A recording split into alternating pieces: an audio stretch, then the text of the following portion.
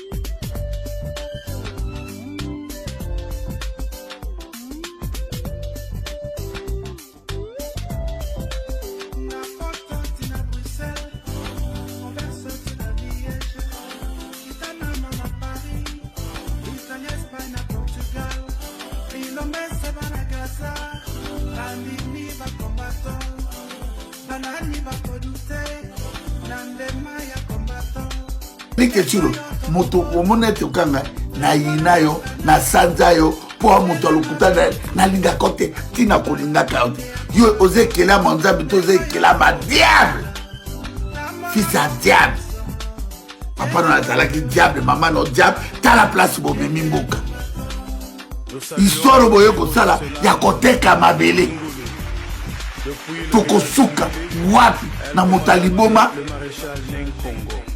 tokosuka la motaliboma wapi boye bisanga bino ba congolais tokosuka la motaliboma wapi peuple abandonné à tel peuple père ba Kaboli na ba pasteur ba Moïse Mbiye ba Dalo ba Marcelo ba Kakeza ba Mutombo ba Mamba Sika bazane belé moto mutakangi peuple en otage. Nous trouvons un peuple en otage. Bazo sambela nzambe Israël. Israël yango moko ezobunda na Liban, Israël yango moko ezobunda na Gaza, otokaka na Bible, Israël azobunda na Jordanie, Israël azobunda na Iran, mais bino bozo sambela ka nzambe Israël. Bethlehem, Galilea, Jérusalem. Peuple ni akoza la fana, kwiti ya ba pays ya bato boy.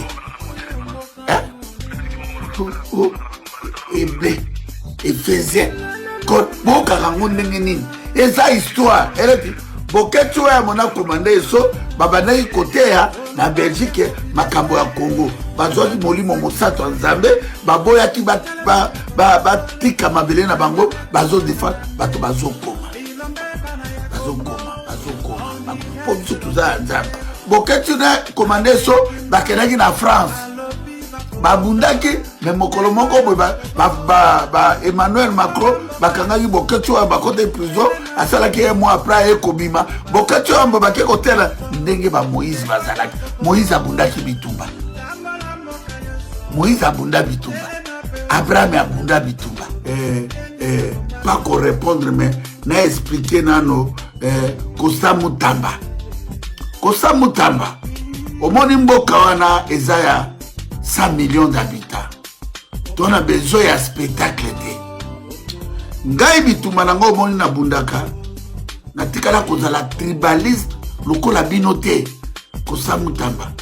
outé pas ya Kanambe lelo yomoko fingaka Félix Etiloke azana niveau noté mais oui azana niveau noté mais lelo au commis partenaire nae ce que vous travaillez nae il fait bon arrêter spectacle mokileza lelo eza bino bozo tondo mais lobi ekozala bino te bobi na histoire ya ba traite kosa mutamba ngaza mukolo na yo soki nazo expliquer yo ingo bateki nazo banga ka motu te ngai na banga ka motu te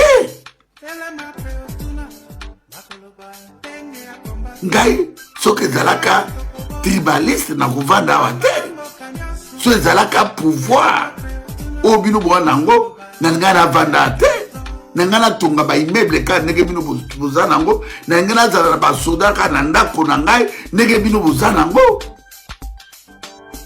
tozo expliquer bino des poids des mesures kosa mutamba olobi oza ministre ya justice na kati occupation na kati esclavage soki nalobi oprouve ngai okokoprouve ngai te malgré français na yo oyo ozoloba ya rapidité wana so na bino na démontre yo okoprouve ngai te so na bino tunoka quelques bilans na yo eza négatif mais eza mensonge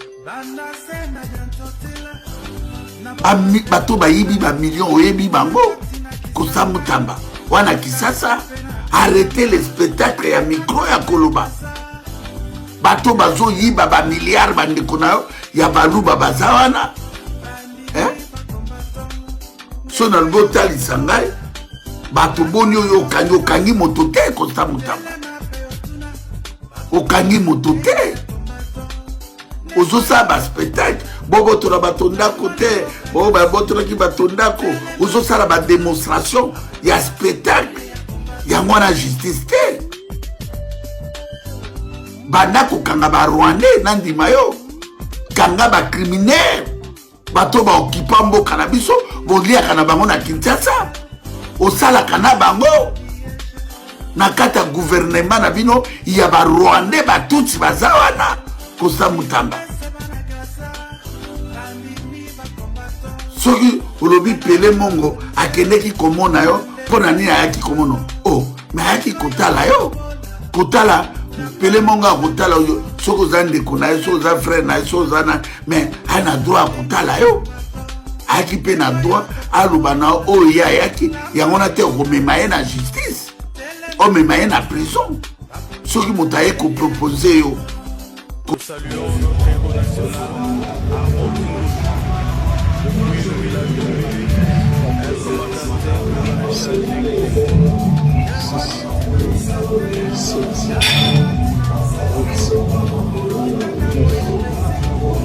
Vous posez la question à M. Pele Mongo. Je vois son frère et son frère est détenu. Comment il s'appelle? C'est monsieur qui est à l'étranger. Je comprends. Ça, c'est la solidarité ethnique. Mais Keboké, tu demandes à son frère de lui dire la vérité. Qu'est-ce qu'il était venu faire au bureau du ministre de la Justice? Toi, tu lui poses la question.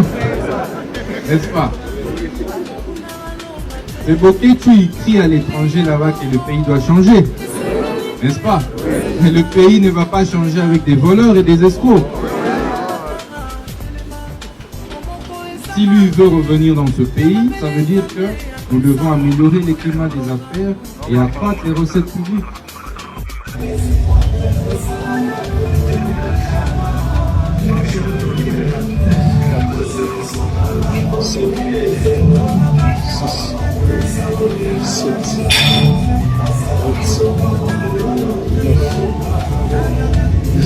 La Cour de cassation en ce qui concerne les membres du gouvernement. Sous d'autres sièges dans d'autres pays, les membres des institutions perdent leur poste simplement pour avoir pris une bonne décision mais en retard. Mais ici, les détourneurs, les voleurs sont respectés, périmités même. Président, là, le changement est une loi. Changer la façon de faire. Nous devons changer. Ce n'est pas possible. Ce n'est pas possible. Et ça mène au découragement collectif.